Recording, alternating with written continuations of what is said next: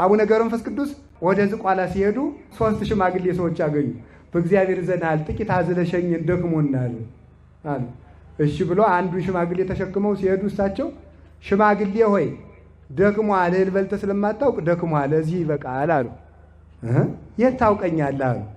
አቡነ ገብረ መንፈስ ቅዱስን እዘለኝ ያለው ሽማግሌ ደክሟል፣ እዚህ ይበቃል አሉ። ሂድና ጓደኞችን አምጣቸው። አመጡ። 3ቱም መጡ። 2ቱንም አመጡ።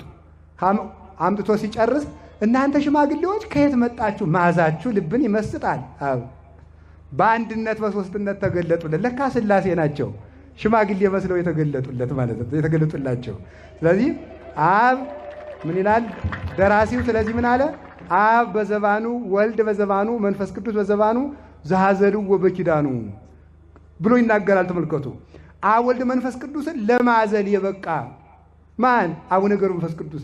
እግዚአብሔር በሽማግሌ አምሳል የተገለጠላቸው። ሰው እኮ እግዚአብሔር የሚገለጥልኝ የሚመስለው እንደው የሆነ ንጉሥ መስሎ እያንጸባረቀ ነው። እግዚአብሔር ነዳይ መስሎ ይመጣል። እግዚአብሔር ሽማግሌ መስሎ ይመጣል።